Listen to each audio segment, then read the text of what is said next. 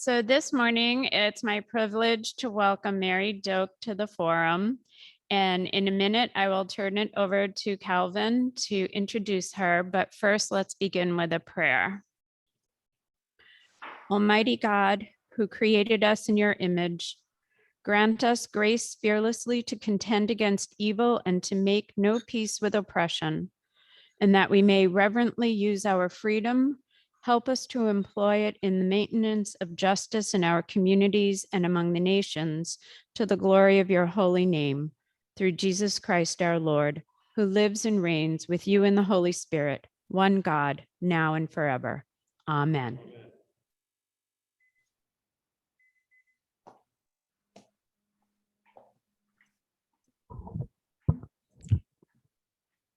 Okay, it's my pleasure to introduce Dr. Mary Doke, who is professor of theology at the University of San Diego, where she has taught since moving to San Diego in 2007. And she and her husband, Phil Petrie, you can't see him, but he's right here, have also worshiped regularly at St. Paul's since 2007, occasionally joined, as they put it, as she puts it, by their now Christianity-resistant daughter, Sarah.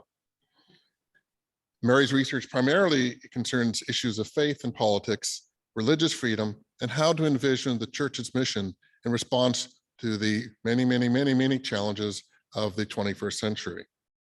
Her most recent major publications include Divine Harmony, Seeking Community in a Broken World from 2017, and then just recently, a prophetic public church, Witness to Hope Amid the Global Crises of the 21st Century. And I'll let Mary introduce the topic she's going to be talking about today. Thank you, Mary.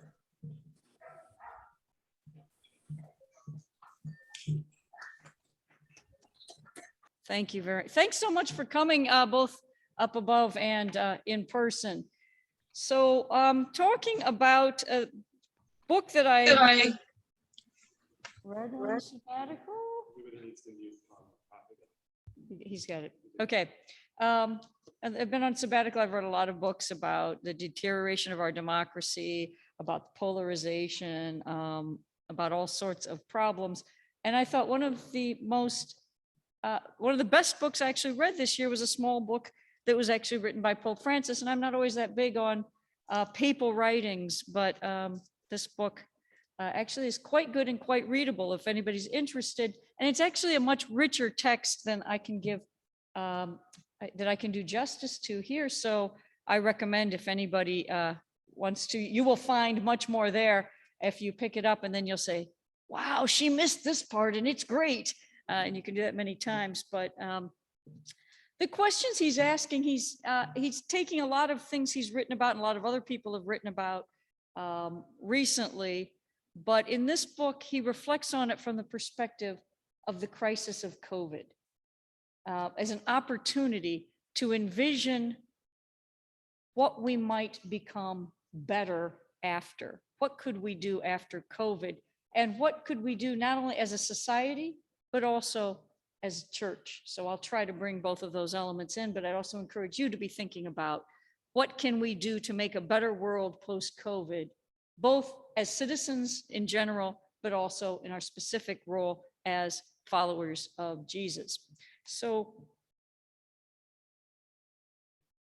underlying theme of the book is the idea of a crisis as an opportunity. He actually tells stories of some personal crises in his life, health, vocation, and how he came out of them.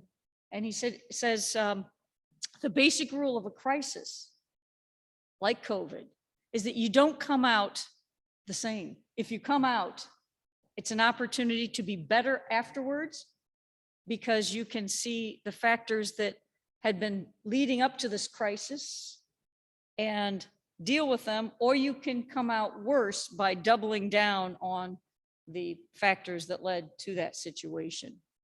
So we can either address the factors or try to go back, in which case we'll end up worse. And I think we can see a lot of that going on around us.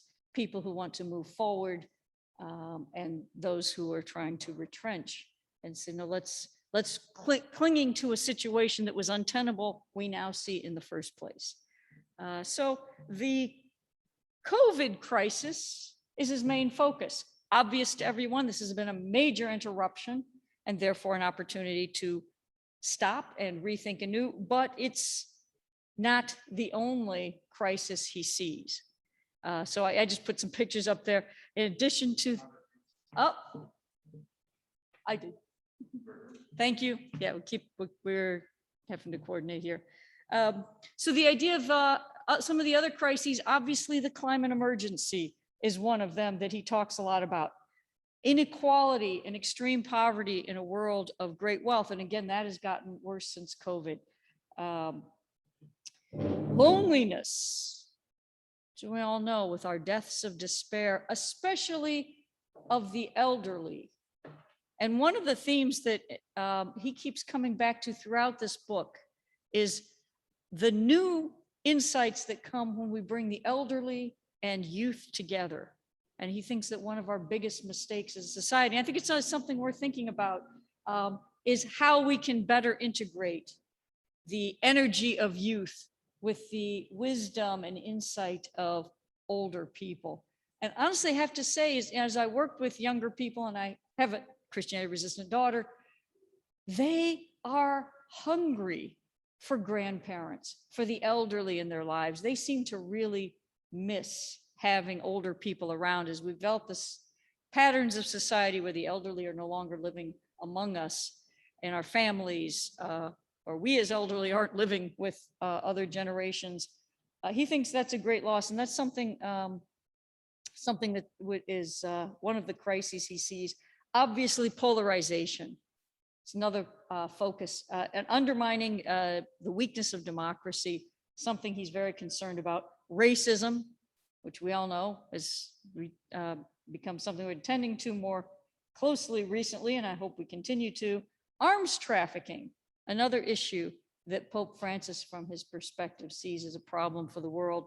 And of course, we could go on and on.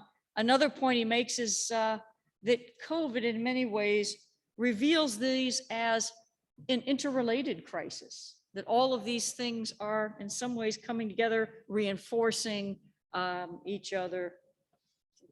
Vance. One of his quotes that I really liked was, for a long time now, we carried on thinking we could be healthy in a world that was sick. But this crisis has brought home to us how important it is to work for a healthy world. I think, and he means that in addressing clearly the environmental crisis. We can't be personally healthy or have humans healthy in a world that is sick. But in some ways, I think he also means that for all of the breakdowns of aspects of our society and institutions that are becoming unhealthy. So let's just sort of get into, he organizes the book rather simply into three main chapters that follow a method called See, Judge, Act. Some of you may have heard of it. It was popularized by Cardinal Cardin in the 1920s, actually.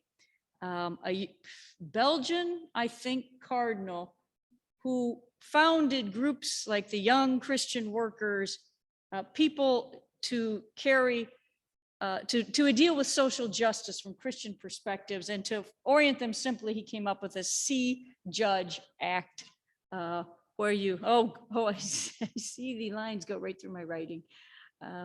So it's rather simple. Look closely at reality. What's going on here? Don't just come with your preconceptions.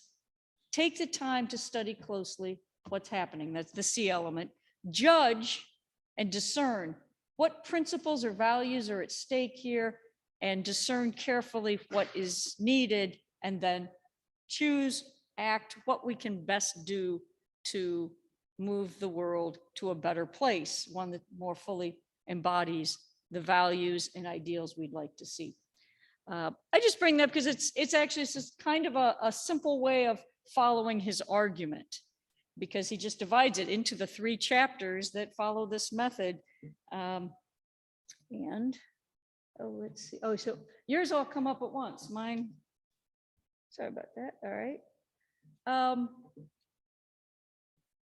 we're going to follow this also, but I want to draw out here an important point he makes, which is that he's maybe it actually shocking for a pope, and many people have noticed this and have been upset by it.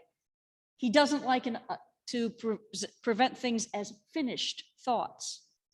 He's open to newness, and that's actually what he's encouraging with this COVID crisis, is that we all be open to new possibilities, to move forward better, things we haven't seen before. And you don't get there by coming with complete answers that we try to then force on the people around us. So actually, I give fair warning here. He doesn't, in the section, the last chapter on ACT, he doesn't tell us what to do. He talks about what we need to be able to act. He makes some suggestions for what we might look for in our actions, but he's not going to try to tell people what to do. He's much more about thinking together about new ideas. And as you know, that gets him in some trouble as a pope, because people like the pope to have all the answers. But he thinks he's definitely against the closure of thought and the idea that we'd have a final answer. So here's actually his description of what he envisions here. We see the reality. We discern. Big focus. He's a Jesuit, as many of you will know, a priest of the Society of Jesus, and in Ignatian spirituality, which is another word for the spirituality of the Jesuits, discernment is a key factor.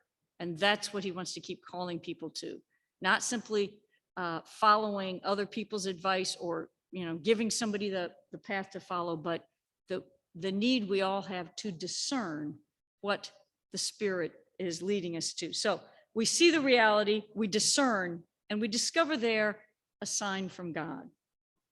We do not claim to have the answers, but apply the gospel's criteria. And sensing the prompting of the Spirit, discernment allows us to hear the Lord's invitation and follow it. Our life becomes, as a result, richer and more prophetic, allowing us to respond with the depth that only the Holy Spirit can give us. I think that nicely encapsulates his vision, the themes that he's coming up back to over and over in this book. So let's begin with the C. What is the COVID pandemic revealing? And mostly what he talks about in this chapter. So he has quite a few other ideas, but the main ones that came out, and I think that absolutely number one thing we see, kind of interesting to me, because it sounded to me like he was like writing for the United States of America, but he's not American, not North American anyway. And he's in Rome from Argentina. He's looking at the whole world. So he is seeing a lot of the same problems we have here around the world. And in particular, our hyper individualism, the denial of the ways that we affect and are affected by each other. We like to go it alone. COVID has clearly brought out, first of all, how truly interconnected the world is. We all affect each other. A virus gets into the human population in China, and in a very short period of time, in fact, as people are seeing, shorter than we thought originally, it spreads. And it's, it is now a global pandemic. It's everywhere. And we leave places unvaccinated and new variants spread even faster. We are seeing how clearly interrelated we are, and yet we also are seeing how our ways of thinking have been in denial of that. And they still are. So one of the points he asks us to think about is, if hyper-individualism has been structuring our societies, our economies, our politics, what could be the new principle that would replace that? We need a new principle. What will we take to replace hyper-individualism? He also sees weak institutions. and their inability to respond. I guess I would say also in looking at this, we've seen the strength of some institutions. We've seen scientists coming up with a vaccine in record time. We've seen people able to get the vaccination out to people. We've seen some strengths, but we've also seen failures to respond. We've seen places where political systems have not worked. In some places in the world, he said, defunding of hospital systems has shown how weak in a crisis our medical profession institutions have become. In some ways, he's talking about the weakness of families because of the what he sees as the warehousing of elderly, very concerned about the ways that COVID swept through nursing homes and refugee camps. Again, the weakness of institutions internationally to deal with refugees has left many of our brothers and sisters stuck in refugee camps where they just were sitting ducks for the spread of COVID. And certainly for him, especially the abandonment of the poor and elderly as something he's seen through COVID. So I'm going to actually stop at this point because we've got three major points: see, judge, act. These are what he sees, but he's really inviting us to say, what do we see revealed by COVID and the COVID pandemic? What new insights? Have you seen what he does? Have you seen other things? If we look at our experiences of this isn't rhetorical. I'm actually going to ask you to talk for a few minutes because he said no unfinished thought, right? So what do we see? What have we learned? What has been revealed to us through these experiences of the last year and a half plus? And please, Connie. Yeah, we did see in many cases within families and in communities and churches, the capacity we have still to reach out and care for each other. Repeat the question. Yeah, it's the one on the bottom of the board there. What? Oh, it went away. Oh, okay. Right. So what has the COVID-19 pandemic enabled you to see or to see more clearly? Do any of our friends online have anything to say? Yeah, if you could repeat the discussion, I couldn't hear it, but it reminds me of John Donne's poem, For Who the Bell Tolls. You know, it tolls for thee. No man is an island, and we seem to have lost the idea of the greatest good for the greatest number. And I think the Pope's point about, you know, not thinking in community is really a point worth emphasizing.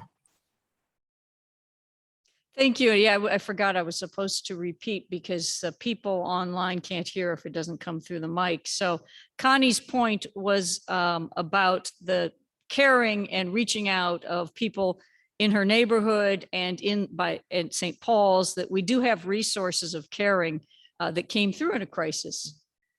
Maybe we weren't always as aware we were capable of. Good point. Terry.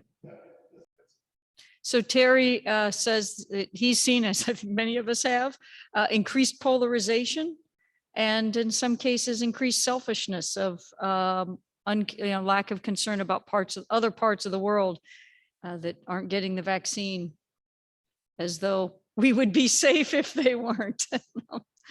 Wow. Good. Phil Petrie.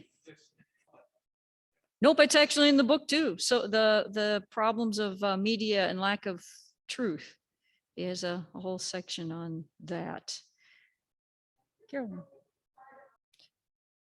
Thank you, Carolyn. Okay, actually, I forgot for the Zoom people that Phil pointed out the problems of people having diverse news sources so that we don't all even see the same reality. And Carolyn has brought up the very real issue of the individualistic concept of freedom, so that people are, again, with much of what I think Pope Francis talked about, the hyper individualism, we don't have to, we think we can we can make decisions in a bubble that doesn't affect other people. Good. Do we have any others online? Okay. Sorry, I keep wanting to go look at them, but oh well.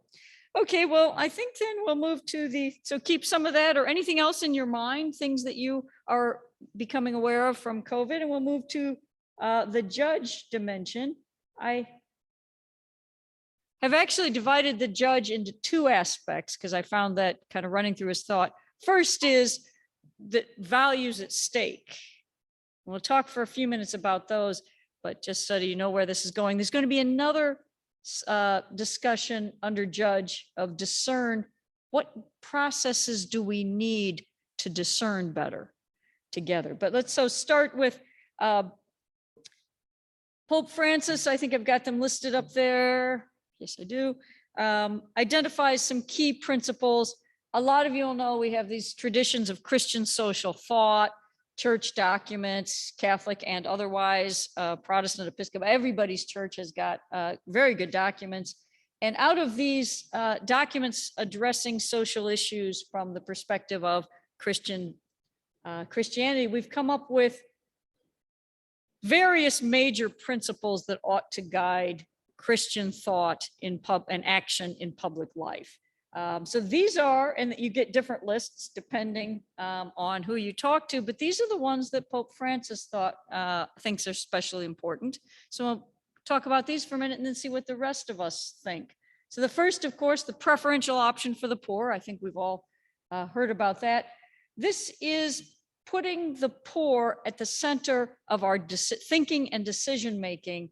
So it's partly keeping in mind how any decision will affect the poor. And by the way, by this, he means the most vulnerable or marginalized, certainly the materially poor, also the disadvantaged or marginalized or powerless in any respect. But it isn't just about thinking about them, it's about bringing the perspectives of the margins, of the poor to the center. In other words, letting the views of those least often heard influence us.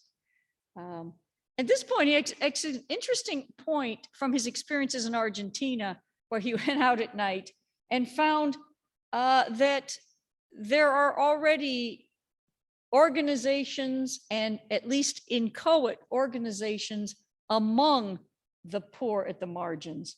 And so one of his points is the church should cooperate with the movements and organizations of those on the margins outside of the church or in the church. They don't need the church. And I think he assumes anybody reading his book is like him, not exactly marginalized, at least not in all respects. The marginalized don't need those at the center to organize them. They already are organizing. The rest of the church should accompany them. His point there. Second, and I think we've already, maybe Stacy mentioned this already, is the common good. The idea of the good as a whole. So good for all of us because we are interrelated. Really is some very, I think, astute points about the ways we think of politics as adjudicating between factions or deciding for the majority. And the fact that that just divides us against each other. We need to find not just the sum of individual interests, but what is good for us as a whole. The universal destination of the goods of the earth. I think God, Christians have known this, I think, for a long time. God meant the resources of the earth for all. It's very clearly a biblical perspective, which he then takes further, saying, giving to the poor is giving back what belongs to them. Something I think we talk a lot about with stewardship. Solidarity, principle that acknowledges our interconnectedness, which he encourages us to take to the point where we allow the hopes and dreams of others for a better life to become our own hopes and dreams. At the same time, very interesting, he pairs solidarity with subsidiarity, the principle of allowing participation at all levels in society, because we have to respect the autonomy of others. In solidarity, we don't take on their role, but work with all others, so that especially the poor are the subjects of their own destiny. They're not objects of our good intentions, but the subjects of change. So at this point, again, I think I'm going to pause and ask if there are other values or other ways of talking about the values that you see as necessary for our time. Anybody want to think about other values or ways in which they might resonate with these values? So the value of listening to others, very difficult in our society, isn't it? And especially listening to the people who don't see those values, so whose values differ from ours. One of the biggest challenges I think we have. Connigan.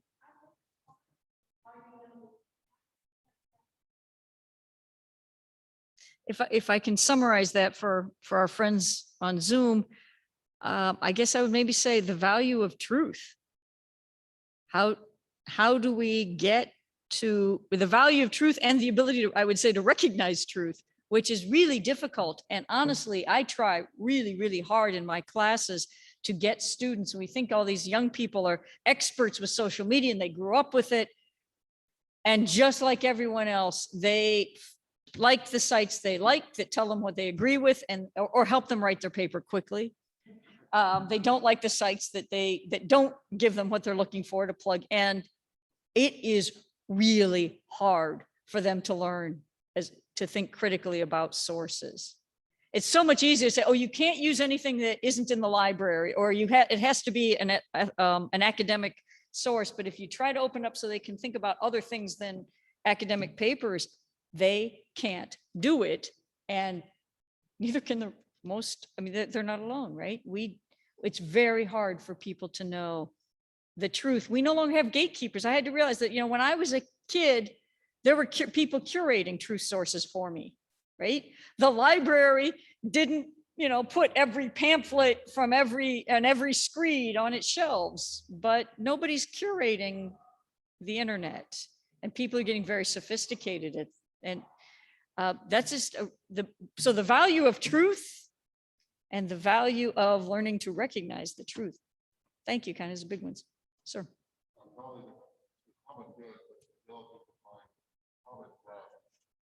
Yeah.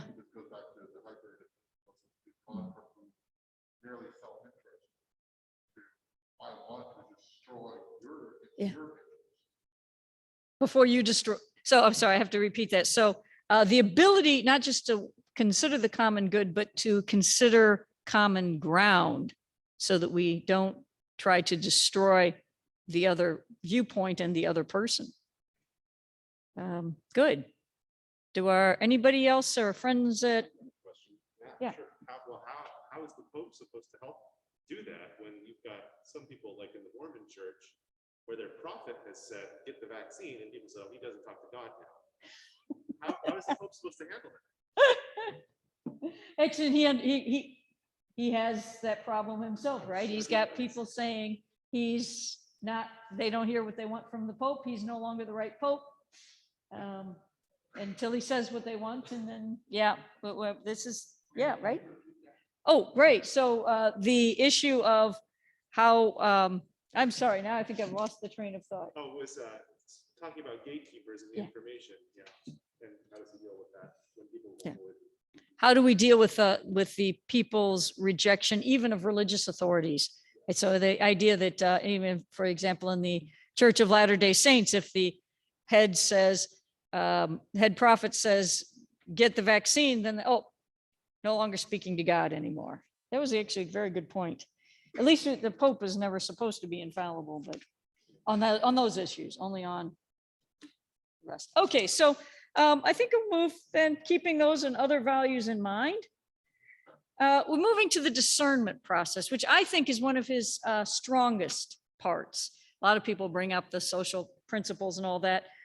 And here's a kind of a encapsulated quote about discernment from him. Asks us to think about what humanizes and what dehumanizes? Where is the good news hidden in the somber news? And where is the bad spirit dressed as an angel of light? These are questions for those who humbly search and listen, who are willing not just to grasp at answers, but to reflect and pray. Again, you get that sense that he's inviting people to continue to search for deeper, newer, better insights, rather than saying, look, I've got it all worked out and here it is.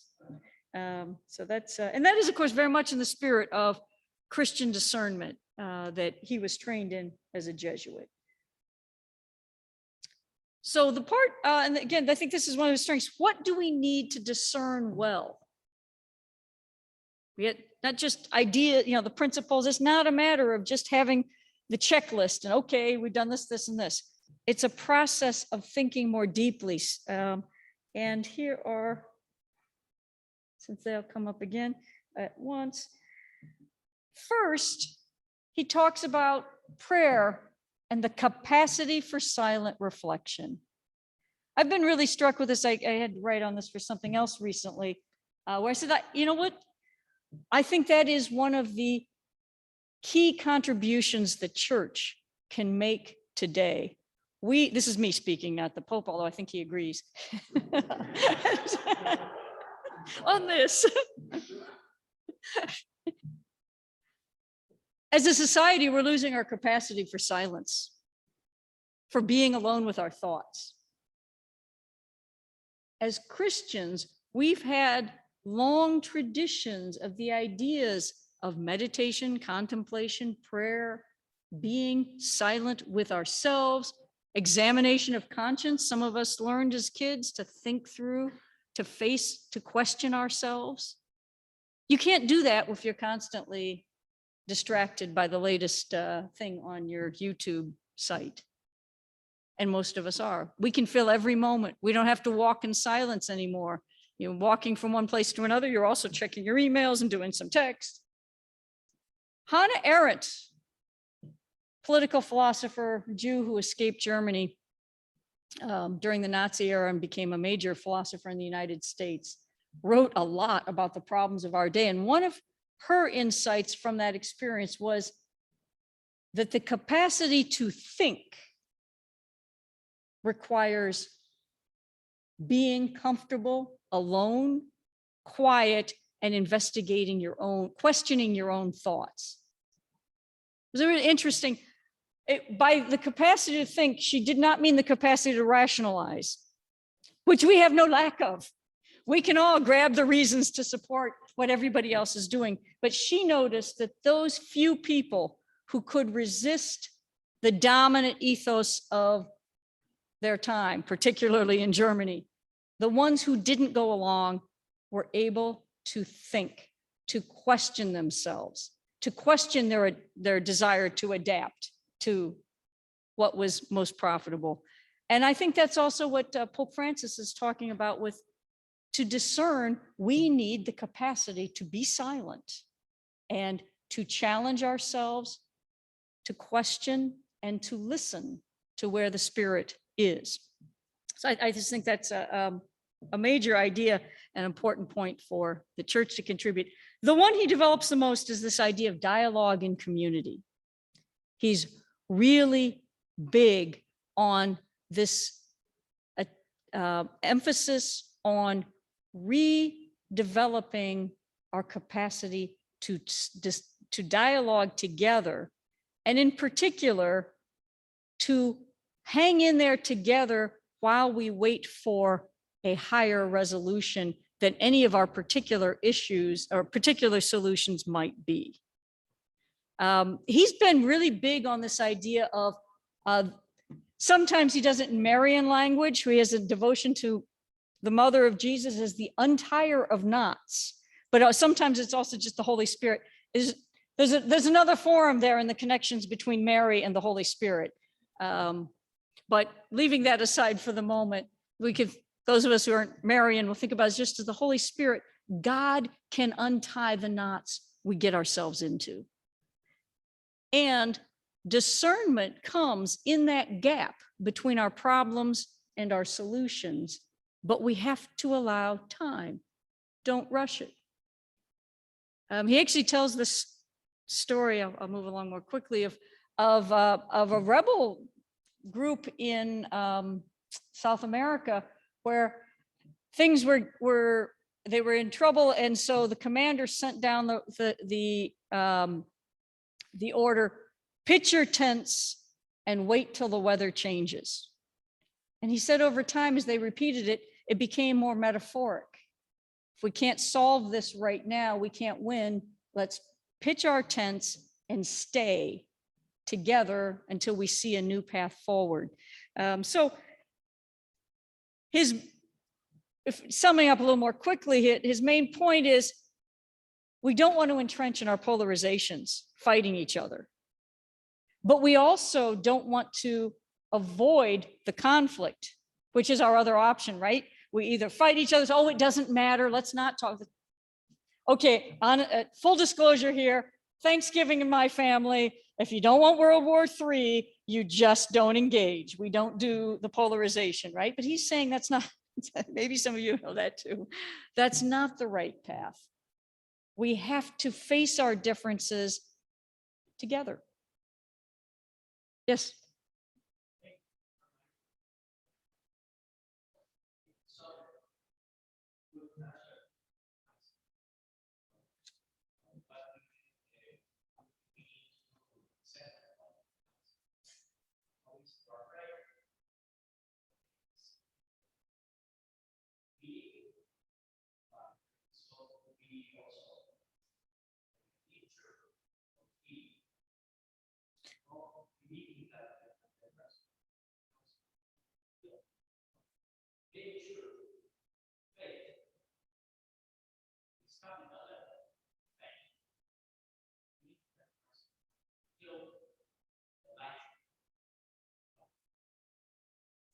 Thank you. I'm not sure I got all that because my hearing is not what it used to be. But let me try to repeat that for the people on Zoom because they can't hear unless it comes through this. And I think it was about having faith in a capacity to heal. Yeah.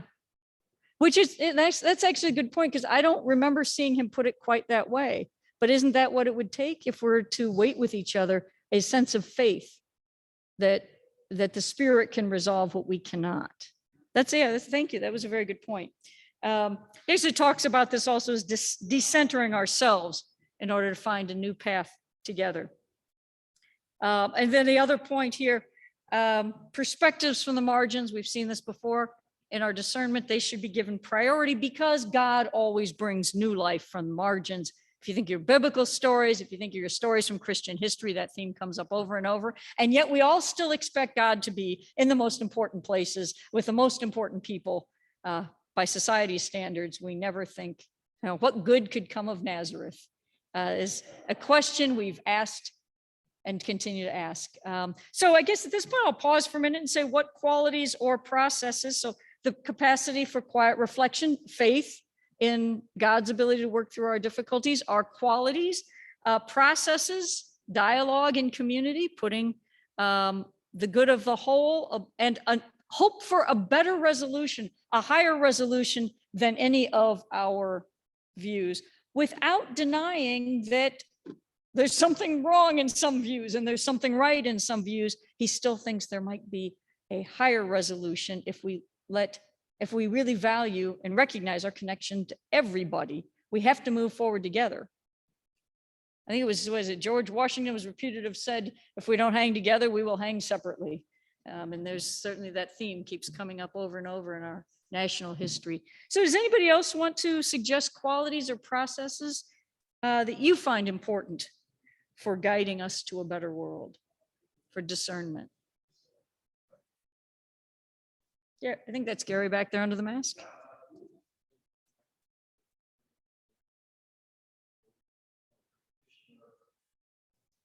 The capacity to be present, to be in the moment, to be where you are and see what's around you. Thank you. And that is certainly the Buddhist tradition is very strong on that. So which also suggests that this problem predates the social media era, even if we've made it worse, which is part of the wisdom, I think, of the religious traditions that we need so much, in my opinion. Thank you, Gary. Anybody else? Anybody on Zoom want to add something here?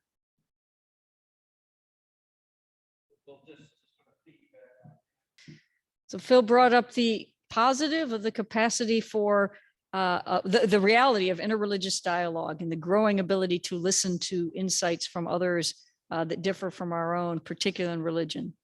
Thank you.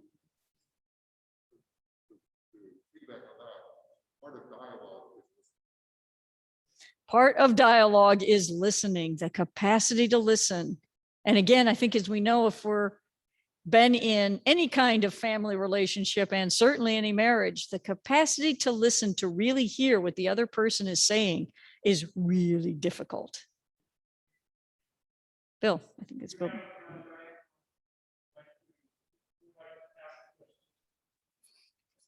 I'm sorry? Oh, thank you. Diane? Hi, Hey, I apparently my chats aren't showing up, so I'll take myself onto the whatever microphone. If we want to engage in what the Pope is calling us to do, or all our church leaders are calling us to do, I think it's important to have a sense of what we're capable of, and not to beat ourselves up when we feel not able to act on what we believe. So that's a real challenge, because there's something for all of us. We can pray if we can't stand on a street corner and participate in a vigil or a rally. You know, we can write letters to our lawmakers if we can't afford to contribute to a cause that's worthy. I just wanted to add that.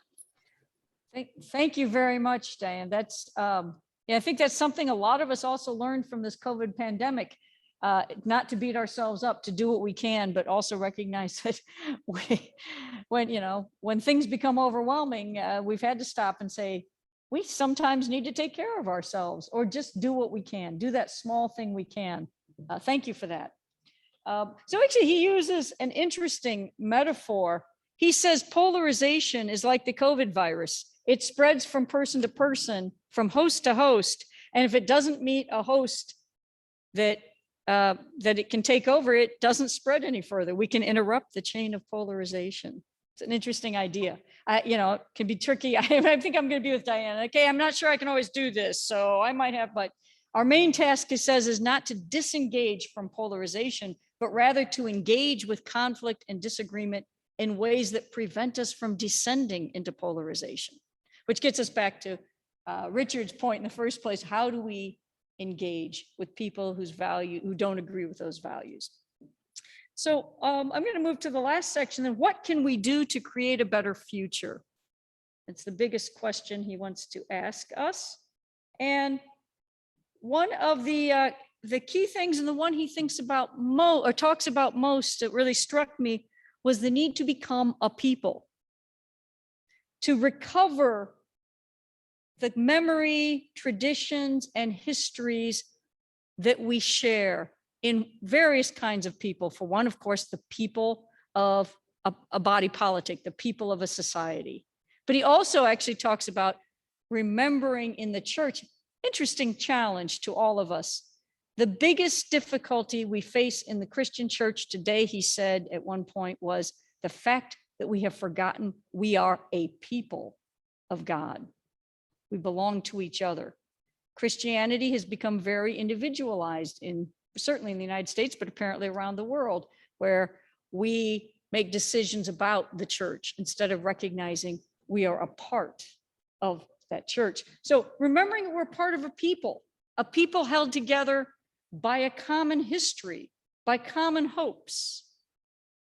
Going back to, and I do hear that across the sides of the polarization, the attempt to reach back to American history as something we could, but it's being claimed for different sides, right? Instead of thinking of it as we have a history of having acted together. In fact, he claims, it's an interesting claim, all peoples are held together by a common hope and action in their past for dignity and freedom. And with solidarity in the struggle, we have those values in our history. We have to remember that we belong to a people that preceded us, to recover our history. It's interesting that he's talking so much about the importance of history. Our bonds are not merely transactional. So when we stop talking about our common history, our shared hopes from the past, the ideals that we had once in common and could have in common again, it becomes merely transactional. I'll vote for you if you give me this and I give you that. So we need to become a people in order to have those common goals, and we do that through remembering our common traditions. Also, of course, he focuses on listening with patience to each other. One of the ideas he uses for that, the power of the Spirit to break through the divisions, to untie the knots, is the overflow, something we don't see coming, where the Spirit breaks through the bonds because we've taken the time to be patient with each other, to wait for God's time, and to hang in there together. Perhaps, as our friend said in the back, with faith that if we wait, God can show us a better way together. Focusing, as we've said repeatedly, and as he says repeatedly, prioritizing the poor, the excluded, the marginalized, bringing the insights of the elderly and the insights of youth together. And here I think he was thinking of what Diane just had to say. Begin with whatever small action you can take today, with a sense that you're here, you want to be part of a better future. I certainly think this one probably fits not only the climate crisis, but racism, all of the issues. We can't solve it all, but instead of going with big theories, which is my temptation as a theologian, I want to do the big theories. He says, we move forward in the concrete, not the abstract. He's a scientist. He much prefers, he's a chemist. He much prefers the concrete, and he's right about that. Look for what small concrete actions we can take that we can begin to move in a better way. So I want to open up this question where we can begin to create a better future, what ideas you might have for actions. But let me just finish with his closing thing so then we can, because it's just a few. Overflow. So here's one quote that kind of sums up his view. Overflows of love happen above all at the crossroads of life, at moments of openness, fragility, and humility, when the ocean of God's love bursts the dams of our self-sufficiency and so allows new imaginings of the possible. That's kind of sums up what he's hoping to hold up for all of the world, but especially for Christians to see as a way forward. He ends the book, however, with a poem somebody wrote, and I'm just going to put up, he really liked it, and I'm just going to put up, this is my final slide, the last stanza of that poem. When the storm passes, I ask you, Lord, in shame, that you return us better as you once dreamed us. So let's take whatever else other time we want to spend or can spend together and just see what ideas for actions people have, or responses in general. Please.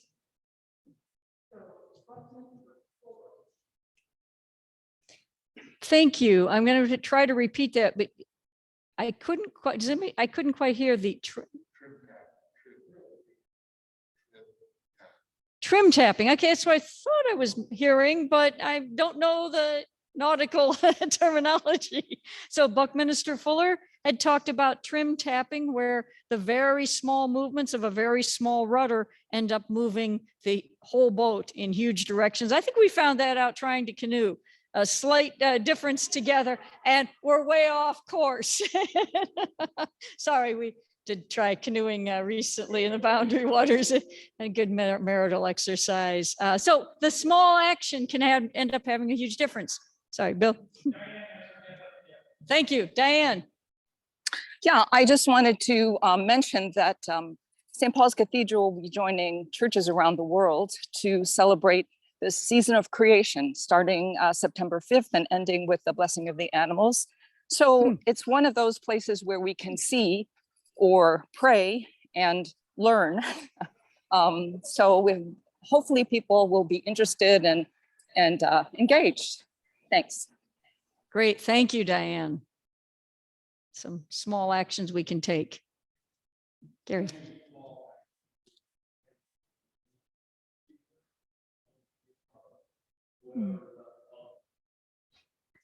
Good.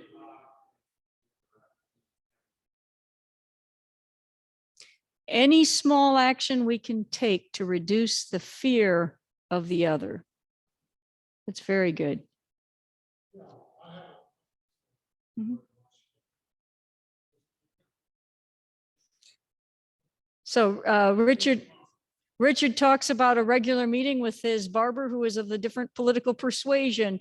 And while the differences seem to, aren't we all there? Like you start to hear that and you start getting, you want to act back and instead listen, hear each other, suggest things back and forth and try to find common ground and things you care about. You know what? If I have a moment, I'd like to talk about a story where I saw Chris Wells of blessed memory do that in the park. When he was on his Wandering Hearts ministry to the homeless, and there was a police officer parked there. And he went up to thank the police officer for his work, and the police officer immediately launched into a diatribe against the homeless. And Chris listened. And then he suggested some other aspects that the officer might think about. And then he talked and he thought, and he complimented the officer for his work. And I watched this officer totally do 100 and start saying, you're right. There's this other thing about the homeless and it's not fair, this. And then when they ended and Chris said, thank you for, and he said, and thank you for yours. And I thought, wow, did I not see that coming? This was, if I can go back to Gary, one of the things I've found, and I've watched with other people in terms of the fear, the biggest fear, at least I see in people who come to lectures, is the fear that their side won't be heard. And so they come with an aggressiveness. And I have seen other faculty handle this too, and my advisor was particularly good at it. When somebody tried to throw out a challenge and instead he listened and heard it as a serious question, one thing, they're totally taken aback because they didn't expect to be taken seriously. They came gunning for war. But it would just dispel the tension, because the fear is often the fear of not being heard. So there's no room for whatever inkling of truth amid the errors I have here or that I see. You're going to shut me down, you're going to shut me out, and it's going to be all your way. But it's hard. It's hard. Please. I have a philosophy professor. Great. Ask, don't tell. Insight that you gained years ago that you found, I think we'd all find very helpful now. Terry. Yeah,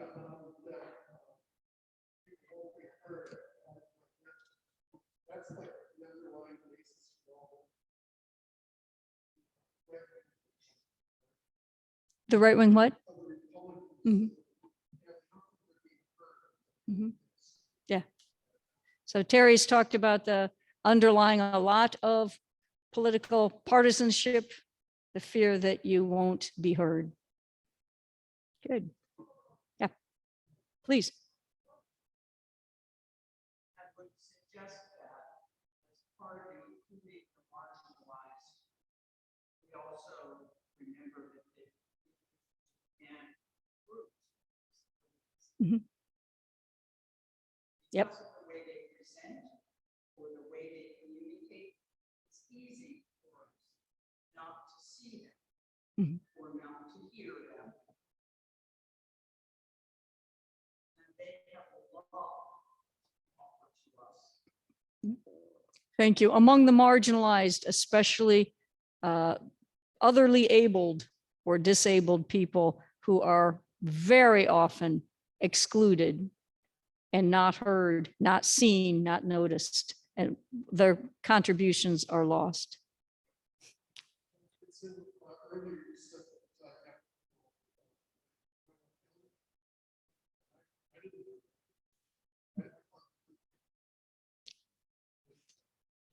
And actually, so the elderly, the young wanting to know what the elderly are thinking. Also, I gives push it further. They want a relationship with the elderly. So many of them have grown up without their grandparents nearby. And they just love the elderly. It's like, grandma, grandpa, where have you been? And besides, I had a friend once, as a young parent, said the bond between grandparents and children and grandchildren is they have a common enemy. and there's some truth to that, right? In their need to rebel against their parents and find their own separate way, they also need to reach out to other generations, and they're much more able to hear. Because they need it. They don't want to be alone. You know, it's interesting when I challenge individuality, the people who most get that are young, because their lives are so bound by peer pressure. And they so need, on the one hand, to dissociate themselves from their parents, but they are very aware of how much they depend on each other and how much they really like some other adult guidance, sometimes also not just of the grandparent age, but also of other adults that aren't your parents. And our nuclear families, the grandparents are lost, the aunts and uncles aren't around. If you don't have team sports and coaches, they're really starved for that. They're too much only getting the voice of other people their age, and they do kind of feel the lack. Thank you. And yeah, please. Great point. Dialogue with creation. Listen, not being able to see the world around us when we put our cell phones down and learn from the world around us, the natural world. Thank you. Does anybody want to make a closing comment? Do we have anybody on the Zoom that? Oh, thank you all for being so attentive. Thank you very much. I hope we can continue the process then of thinking this through together. And now to worship. Thanks. Thank you so much, Mary, for that meaningful presentation and for engaging us in dialogue this morning. There is no forum next Sunday. I just wanted everyone to be aware of that. Have a happy Sunday, everyone.